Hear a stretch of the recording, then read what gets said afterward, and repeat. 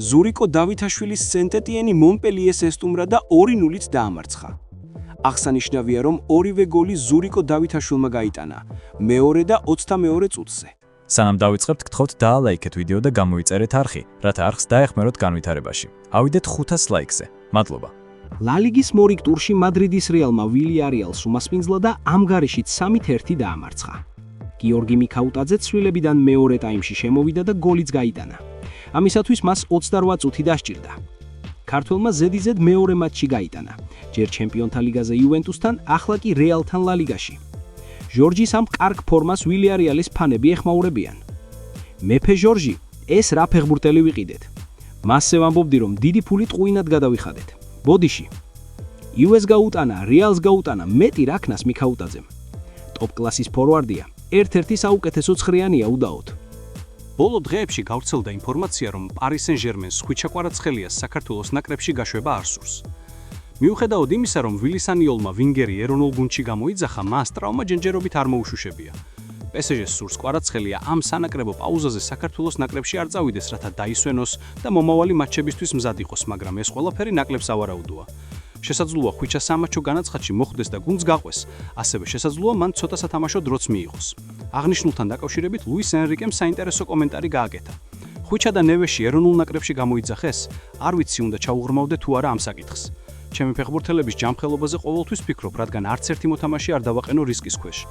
არ მინდა რისკებზე წასვლა, ეს ჩემთვის ძალიან მნიშვნელოვანია. მესმის ეროვნული ნაკრების მწვრთნელების, მეც ასეთი ვიყავი. ეს განსხვავებულია, ვფიქრობ, ყველა მწვრთნელი ცდილობს იგივეს გაკეთებას. მეტი არაფერი, თქვა ენრიკემ.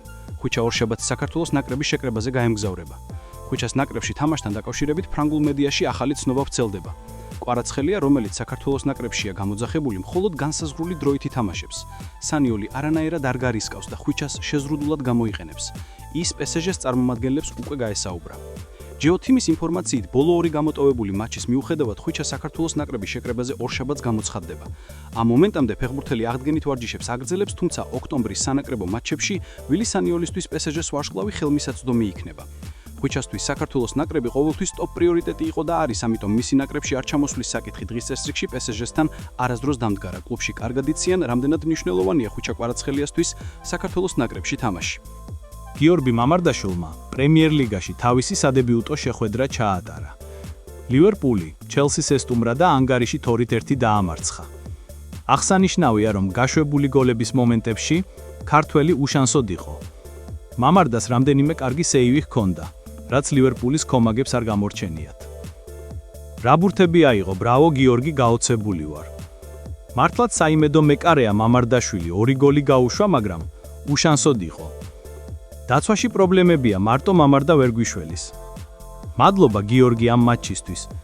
მამარდაშვილს ვენდობი. შესაძლოა ქართველმა ამის გარდა კიდევ ბევრ სხვა მატჩშიც ითამაშოს. ყველაფერი ალისონის ტრავმაზეა დამოკიდებული. ამ ვითარებას გავლენიანი ესპანური გამოცემა მარკა ეხმაურება. გიორგი მამარდაშვილი ლივერპულს დაუბრუნდა. შესაძლოა უფრო ადრე ვიდრე ელოდა, რადგან ქართველმა მეკარემ კარგად იცოდა, რომ თავიდან მეორე მეკარის სტატუსი ექნებოდა. ალისონ ბეკერის ჭრილი საკმაოდ დიდია, თუმცა მისი ტრავმის გამო ქართველს ჩემპიონთა ლიგაზე დებიუტი ჰქონდა. ქართველი მეკარე ლივერპულში ამ ზაფხულს გადავიდა, თუმცა კონტრაქტი 1 წლის წინ გააფორმა და ვალენსიაში იჯარით დარჩა.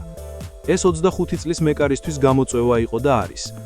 მან იცის, რომ ალისონი სიმბოლოა და მისი პრესტიჟის გამო მისი ტახტიდან ჩამოგდება რთული ამოცანაა. მამარდაშვილი შანსს უნდა დალოდებოდა და ყველაფრით ესარგებლა და ამის დროც დადგა. ალისონმა ტრავმა მიიღო და გიორგი მზად არის. ყველაფერი ისე სწრაფად ხდება, რომ თითქმის წარმოუდგენელია. ჯერჯერობით მისი დებიუტი ჩემპიონთა ლიგამდე მხოლოდ კარაბაოს თასზე შედგა. დებიუტი, რომელიც ყინულის გატეხვას ემსახურება, სანამ მოვლენების განვითარებას ელოდება და სიმართლე ისაა, რომ ყველაფერი საუკეთესოდ მოხდა. რატომ? იმიტომ, რომ მას მოულოდნელად ძალიან მაღალი დონის მატჩებში მოუწევს მონაწილეობა. ახლა ყველაფერი მის პრემიერ ლიგაში დებიუტზე მიუთითებს. ის ამას ჩელსის წინააღმდეგ გააკეთებს, რადგან ალისონი გარკვეული დროით ვერ ითამაშებს. დღეისთვის სულ ეს იყო. თუ მოგეწონათ ვიდეო, გთხოვთ დაალაიქეთ ვიდეო და გამოიწერეთ არხი, რათა არხს დაეხმაროთ განვითარებაში. ავიდეთ 500 ლაიქზე. მადლობა.